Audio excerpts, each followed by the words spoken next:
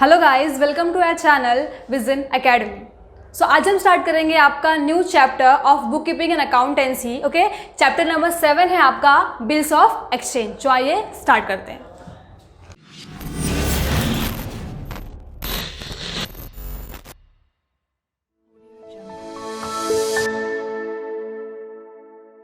सो हम हमारा chapter start करेंगे बिल्स ऑफ एक्सचेंज। जैसे कि हमने प्रीवियस लेक्चर में पढ़ा था, प्रीवियस चैप्टर पार्टनरशिप का फाइनल अकाउंट, हमने वहाँ पे दो टर्म्स देखे थे, एक था बिल्स रिसीवेबल और एक था बिल्स पेएबल, राइट। तो ये जो एक्चुअल में हम आज बिल की बात कर रहे हैं, ये वही बिल है। ओके, सो हम यहाँ पे देखेंगे कि एक्चुअल ये बिल होता क्या है, इसे हम कहाँ यूज़ करते हैं। तो जैसे कि आप देख सकते हैं कि यहाँ पे एक मीनिंग लिखी गई हुई है, लेकिन इस मीनिंग को समझने के लिए हम एक एग्जाम्पल को पहले समझेंगे, जिस एग्जाम्पल के थ्रू आपको ये मीनिंग ईजिली अंडरस्टैंड हो जाएगी। ओके, सो यहाँ पे एक पार्टी है, पर्सन ए जो है सेलर, और एक दूसरी पार्टी है पर्सन बी, ठीक है, जो है बायर। ओके, एक है हमारा सेलर और एक है बायर। अब इन दोनों के बीच में क्या हुआ, एक ट्रांजेक्शन हुआ है। सेलर ने क्या किया है, गुड्स सोल्ड किया है किसको, बायर को। ओके, क्या किया है, गुड्स सोल्ड किया है बायर को ऑन क्रेडिट। किस पे किया है, क्रेडिट पे। Okay, sold goods on credit. Okay, so seller ने गुड्स सोल्ड किया है बायर को। अब बायर ने क्या बोला कि मेरे पास पैसे अभी है नहीं। फॉर एग्जाम्पल उसने गुड्स सोल्ड किया है ₹20,000 का। कितने का, 20,000 का। सो बायर ने गुड्स परचेस कर लिया। अब सेलर ने पूछा कि आप मुझे पैसे कब दोगे, तो बायर ने क्या बोला कि मेरे पास अभी पैसे नहीं है, मैं आपको आफ्टर 2 मंथ्स पैसे पे कर दूंगा। कब पे करेगा, आफ्टर 2 मंथ्स। ओके, सो जो पर्सन ए था, मतलब जो कि सेलर था, उससे क्या बोला, ठीक है मुझे कोई प्रॉब्लम नहीं है, आप मुझे 2 महीने बाद पेमेंट कर देना, लेकिन मैं एक रिटन डॉक्यूमेंट बनाता हूँ। ओके, मैं एक रिटन डॉक्यूमेंट बनाता हूँ, आप उसके ऊपर साइन कर दो। समझ में आया। सेलर ने क्या बोला कि मैं एक रिटन डॉक्यूमेंट बनाता हूँ, आप उसके ऊपर साइन कर दो, और जो बायर था वो एग्री हो गया। ठीक है, आप बिल बना दीजिए, वो डॉक्यूमेंट बना दीजिए, मैं उसके ऊपर साइन कर देता हूँ। अब जो वो रिटन डॉक्यूमेंट बना रहा है उसको हम बोलते हैं बिल। क्या बोलते हैं, बिल। ओके, सब सिंपली ये पर्सन ए ने क्या किया, मतलब सेलर ने क्या किया, एक डॉक्यूमेंट बनाया, उसके ऊपर ये जो ट्रांजेक्शन हुआ ना, उसकी सारी इन्फॉर्मेशन उस डॉक्यूमेंट में लिख दी कि मैंने पर्टिकुलर पर्सन बी को गुड सोल्ड किया है ऑन क्रेडिट, कितने का, ₹20,000 का फॉर 2 मंथ्स, और उसने ऐसा बोला है कि मैं आपको 2 महीने बाद पैसे पे कर दूंगा। उसे सारी इन्फॉर्मेशन उस डॉक्यूमेंट में लिख दी, और किसको दे दिया, मिस्टर बी को दे दिया। ओके, सो इसने क्या किया, एक बिल ड्रॉ किया और मिस्टर बी को दे दिया। इसको हम क्या बोलेंगे, बिल ड्रॉन। समझ में आया। तो सेलर ने इसको बिल दिया और क्या बोला, ये बिल लीजिए, आप इस पर साइन कर दीजिए। अब बी ने क्या किया, उस बिल को अच्छे से रीड किया एंड आफ्टर उस पर साइन करके इसको रिटर्न दे दिया। क्या किया, साइन करके इसको रिटर्न दे दिया। मतलब बी ने क्या किया, उस बिल को एक्सेप्ट किया, बिल एक्सेप्टेंस। ओके, बी ने क्या किया, उस बिल को एक्सेप्ट किया, मतलब कि सारी डिटेल्स को रीड की और बोला हाँ ये जो आपने लिखा है वो करेक्ट है, मैं आपको आफ्टर 2 मंथ्स पूरे के पूरे 20,000 रुपये पे कर दूंगा। ठीक है, उसको हम क्या बोलते हैं, बिल एक्सेप्टेंस, की जो पर्सन बी है उसने बिल को एक्सेप्ट किया है, स्वीकार किया है। ओके, सो इसको ही हम बोलते हैं बिल्स ऑफ एक्सचेंज। ठीक है, अब देखिए ये जो सेलर है इसने क्या किया है, बिल को ड्रॉ किया है, इसको हम बोलते हैं ड्रॉवर। क्या बोलते हैं, ड्रॉवर। ओके, जो पर्सन बिल को ड्रॉ करता है उसको हम ड्रॉवर बोलते हैं, और जिसके ऊपर या जिसके नाम पर बिल ड्रॉ किया जाता है उसको हम ड्रॉवी बोलते हैं। समझ में आपको, जो पर्सन बिल ड्रॉ करता है उसको हम ड्रॉवर बोलते हैं, और जिसके ऊपर जिसके नाम पर बिल ड्रॉ किया गया है उसको हम ड्रॉवी बोलते हैं। आई होप आपको एग्जाम्पल समझा होगा। अब हम इसके थ्रू हमारी मीनिंग को समझते हैं। ओके, सो यहाँ पे क्या लिखा है, according to negotiable instrument act 1881। अब जो हमारा बिल्स ऑफ एक्सचेंज है वो क्या है, एक लीगल, बोलते हैं कानूनी तौर पर ये बनाया गया है। ओके, क्या बोला गया है, अब देखो यहाँ पे क्या बोला है, निगोशिएबल इंस्ट्रूमेंट। अब निगोशिएबल का मतलब होता है ट्रांसफरेबल। क्या होता है, ट्रांसफरेबल, और इंस्ट्रूमेंट का मतलब होता है written document, written document. Okay, ध्यान देंगे सब। नेगोशिएबल का मतलब क्या होता है, इंस्ट्रूमेंट, और इंस्ट्रूमेंट का नेगोशिएबल का मतलब क्या होता है, ट्रांसफरेबल, और इंस्ट्रूमेंट का मतलब होता है रिटर्न डॉक्यूमेंट। सो इस पर्टिकुलर एक्ट के अकॉर्डिंग आपको ये मीनिंग दी गई है। देखो, अब bills of exchange is an instrument. Bills of exchange क्या है, एक इंस्ट्रूमेंट है, मतलब कि एक रिटर्न डॉक्यूमेंट है। इन राइटिंग, कैसा, लिखित, राइटिंग में है। कंटेनिंग एन अनकंडीशनल ऑर्डर, ये क्या कंटेन करता है, एक ऑर्डर कंटेन करता है। कौन सा ऑर्डर, जैसे कि आपने यहाँ पे देखा, ए ने क्या किया, एक ऑर्डर लिखा ना, किसके लिए, बी के लिए, कि आफ्टर 2 months आप ये पर्टिकुलर पैसे मुझे पे करेंगे। तो यहाँ पे कोई कंडीशन नहीं है, अब बी वो पैसे पे करने के लिए मना नहीं कर सकता। ओके, ये क्या है, अनकंडीशनल ऑर्डर है। साइंड बाय द मेकर, उस पर कौन साइन करेगा, maker. Okay, directing a certain person to pay certain sum of money, क्या कर रहा है सेलर, इसको डायरेक्ट कर रहा है कि आफ्टर सम टाइम, आपने जो मुझसे पीरियड मांगा है मेरे पैसे पे करने के लिए, उस टाइम के बाद आप मुझे वो पैसे पे करोगे। ओके, यहाँ पे आप देख सकते हो, पे सर्टेन सम ऑफ मनी, आपको पैसे मुझे पे करने हैं। ओनली टू, किसको, मुझे। सेलर क्या बोल रहा है, आपको पैसे किसको पे करोगे, मुझे, और to the order of a certain person, या फिर जिसको मैं बोलूंगा उस पर्सन को। क्लियर, और to the bearer of the instrument, या फिर आफ्टर 2 months वो बिल जिसके पास भी होगा आप उसे वो पैसे पे कर देना। क्लियर हुआ। ओके, सो सिंपली हमने यहाँ पे क्या देखा, एक पर्सन था सेलर, उसने क्या किया, गुड्स सोल्ड किया मिस्टर बी को ऑन क्रेडिट। याद रखेंगे, बिल्स ऑफ एक्सचेंज तभी केस में आता है जब कोई ट्रांजेक्शन क्रेडिट पे होता है। अगर ट्रांजेक्शन कैश में हुआ तो वहाँ पे बिल का सीन आएगा ही नहीं। ओके, सो पर्सन ए ने क्या किया, बिल ड्रॉ किया, किसके ऊपर, मिस्टर बी के ऊपर। कितने का, ₹20,000 का। उसने वो बिल ड्रॉ करके किसको दिया, मिस्टर बी को। मिस्टर बी ने उसको रीड किया और उस पर साइन करके उस सेलर को रिटर्न कर दिया। अब इन्होंने क्या किया, बिल को एक्सेप्ट किया। इसको हम एक्सेप्टर भी बोल सकते हैं। क्या बोल सकते हैं, एक्सेप्टर। ओके, क्या किया, इसको साइन करके बिल रिटर्न कर दिया, किसको, सेलर को। ओके, अब वो बिल किसके पास है, सेलर के पास।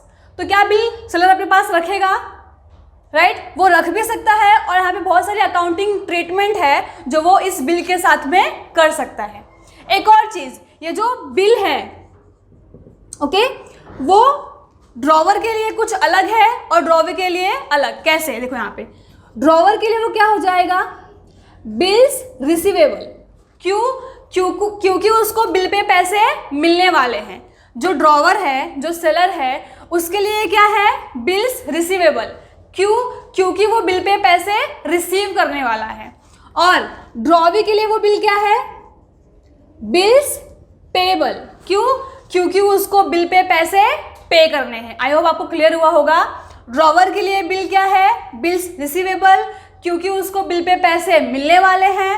और ड्रॉवी के लिए क्या है, बिल्स पेबल, क्योंकि उसको बिल पे पैसे पे करने हैं। ओके, सो नोट कर लेंगे इसको। सो हम नेक्स्ट हम देखते हैं, यहाँ पे कुछ पार्टीज हैं बिल्स ऑफ एक्सचेंज में, तो वो हम देख लेते हैं। Okay, parties to bills of exchange. Okay, so first party है ड्रॉवर। ठीक है, कौन होता है ड्रॉवर, वो पर्सन जो बिल को ड्रॉ करता है, राइट, जो बिल को बनाता है।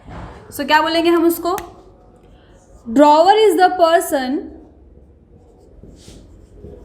Person who draws the bill. Okay, जो बिल को ड्रॉ करता है। Okay, drawer is the person who draws the bill. जो पर्सन बिल को ड्रॉ करता है उसको हम क्या बोलते हैं, ड्रॉवर बोलते हैं। Next, drawee. अब ड्रॉवी कौन है, ड्रॉवी वो पर्सन है जिसके ऊपर, जिसके नाम पर बिल ड्रॉ किया गया है। Okay, so drawee is the person on whom the bill is drawn. Okay, drawee is the person on whom the bill is drawn. ठीक है, सो ड्रॉवी वो पर्सन है जिसके ऊपर या फिर जिसके नाम पर बिल ड्रॉ किया गया है। थर्ड पार्टी है पेई।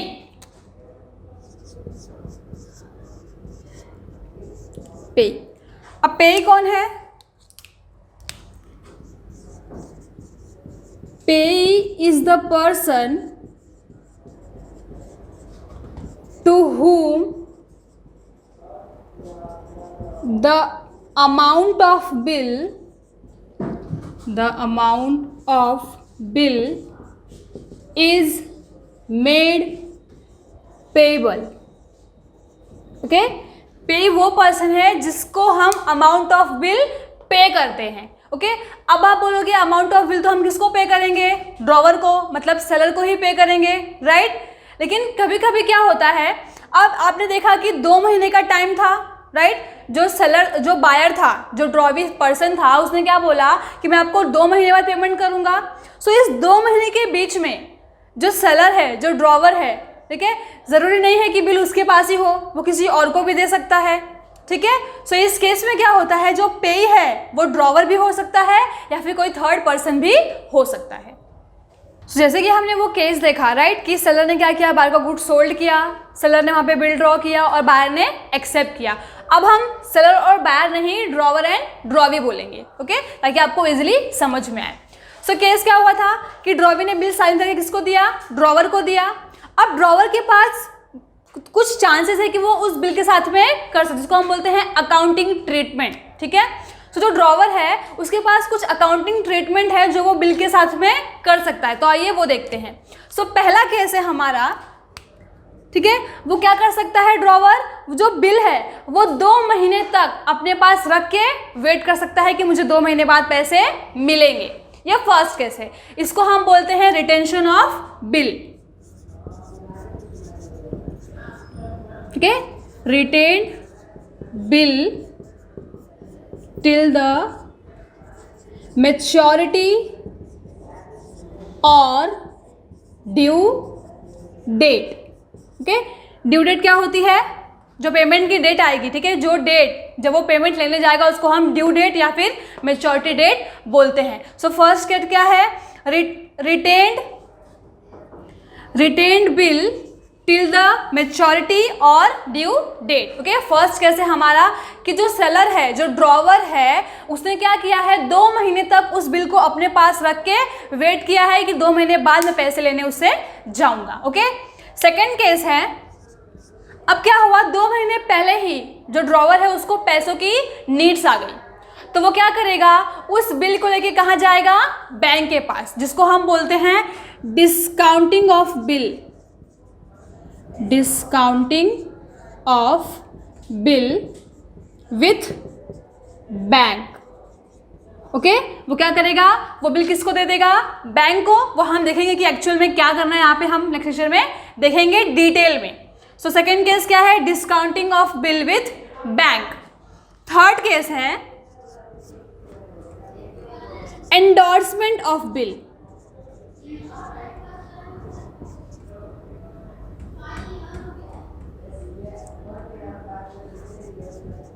Endorsement of bill. ओके, ये थर्ड केस है हमारा। इसमें क्या होता है, जो ड्रॉवर है उसने क्या किया है, एक थर्ड पार्टी को बिल दे दिया है और वो थर्ड पार्टी पैसे रिसीव करके से ड्रॉवी से, इसको हम बोलते हैं एंडोर्समेंट ऑफ बिल। और नेक्स्ट केस है bill sent to bank for collection. Okay, इस केस में क्या किया है, इस केस में ड्रॉवर ने क्या किया है, बिल किसको दे दिया है?